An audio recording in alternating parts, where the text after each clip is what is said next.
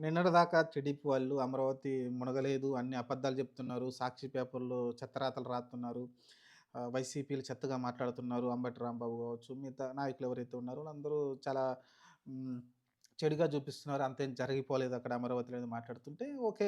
మనం కూడా అన్నాం. దాని గురించి కొన్ని కొన్ని మాట్లాడుకున్నాం. అక్కడ అంత ఇదేమీ మాట్లాడాల్సిన అవసరం కూడా లేదని మాట్లాడుకున్నాం. కాకపోతే ఈరోజు చంద్రబాబు నాయుడు గారు కూడా దాని గురించి స్పందించడం అనేది నాకైతే చాలా ఆశ్చర్యం కలిగించింది. ఆయన కూడా మళ్ళీ సిల్లీగా మాట్లాడారు. ఆయన కూడా అమరావతి ఏం మునగలేదు, అమరావతి చాలా గొప్ప రాజధానిగా చేస్తాం. ఓకే. అమరావతి మునగలేదు అనే మాట ఒక అటు, మునగలేదన్న మాట అనేది చెప్పడం కరెక్ట్ కాదు. ఎందుకంటే వాళ్ళ మంత్రే కదా! నారాయణ గారు అర్ధరాత్రి పూటెళ్ళి అక్కడికెళ్ళి పనులను పరిశీలించి నీళ్ళన్నీ తోడడం, మోటార్లు పెట్టి తోడడం మనం అన్ని విజువల్స్ కూడా చూసాం. ఆ తర్వాత ఆయన చెప్పిందేందంటే కొండవీటి వాగు ఆహ్, సారీ. కొండవీటి వాగుకి మట్టి అడ్డంగా ఉండటం వల్ల ఆహ్, ఈ నీళ్ళన్నీ అమరావతిలోకొచ్చినాయయితే మాట్లాడాడు. సరే ఏదేమైనా సరే ముందు నీళ్ళైతే వచ్చినియి. అమరావతిలోకి నీళ్ళొచ్చినియి. అమరావతి ఏదైతే రాజధాని ప్రాంతం ఉందో అక్కడ నీళ్ళొచ్చి మునిగిన మాట వాస్తవమే గదా! దాన్ని ఎందుకు మీరు ఒప్పుకోవచ్చు గదా! అక్కడ ఏదైతే ఇంకా ఇన్‌ఫ్రాస్ట్రక్చర్ అనేది ఇంకా డెవలప్ కాలేదు. డెవలప్ కానప్పుడు ఆటోమేటిక్‌గా డ్రైనేజీలు ఇంకా పూర్తిగా డెవలప్ కావు. డ్రైనేజీ లేకుండా నీళ్లు బయటికెలా ఎళ్ళిపోతాయి.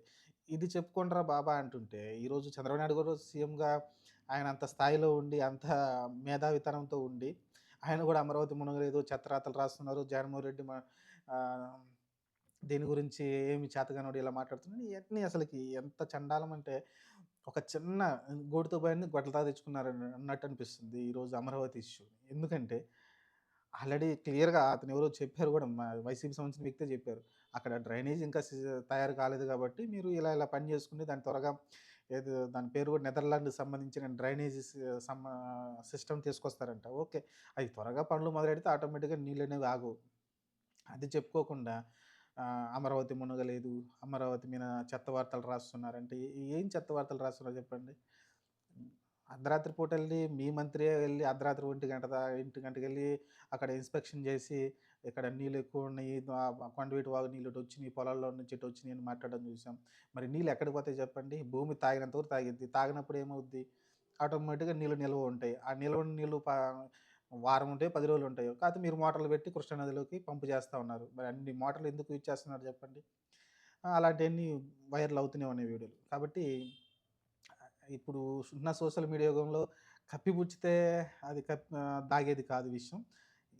ఉన్న విషయాన్ని మీరు చెప్పండి. తెలివిగా చెప్పండి. తెలివిగా మాట్లాడండి తప్ప, ఇలా మళ్ళీ తక్కువతనంతోటి ఆహ్, మళ్ళీ యేసుకుంటారు. ఇంగంతే ఏం లేదు. ఇంకా అమరావతి మునగలేదని ఏదో ఒక గట్టు మీద ఏది సీసీ రోడ్లు ఇప్పుడేది సోషల్ మీడియాలో కొంచెం యాక్టివ్ అయినట్టున్నారు టీడీపీ వాళ్ళు. ఇంకా అమరావతి ఎక్కడ మునిగిందో చూడండి. ఈ సీసీ రోడ్లు బాగున్నాయి. ఈ రోడ్లు బాగున్నాయి. అరే బాబా! వర్షం పడ్డ రోజు చెప్తున్నాం.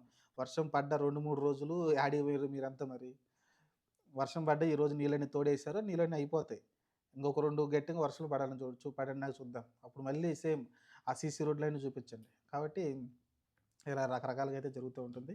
సరే దీన్ని తెలివితనంతోటి ఉపయోగించలేకపోయారు. దీన్ని సాల్వ్ చేయలేకపోయారు. కలిసి కూటమనుకుంటా. చాలా ఫెయిల్ అయింది అమరావతి. అమరావతి మునిగితే ఇప్పుడొచ్చిన నష్టం ఏంటి? నష్టం ఏమి లేదు గదా! నష్టం ఏం లేదు. 2 రోజుల్లో నీళ్ళు క్లీన్ అవుతాయి అంతే. డ్రైనేజ్ సిస్టమ్ ఆటోమేటిక్‌గా మీరు స్టార్ట్ చేస్తారు. డ్రైనేజ్ రాంగానే అమరావతి మొత్తం డ్రైనేజీ ఫార్మ్ అవుద్ది. ఆటోమేటిక్‌గా నీళ్ళన్నీ బయటికెళ్ళిపోతాయి. అసలిప్పుడు డ్రైనేజ్ సిస్టమ్ లేకుండా నీళ్లు గుంతలున్నవి గాని, పొలాల్లో నీళ్ళని యాడికి గట్లు అడ్డంగా ఉంటాయి. నీళ్ళు ఎక్కడికి పోతాయి చెప్పండి?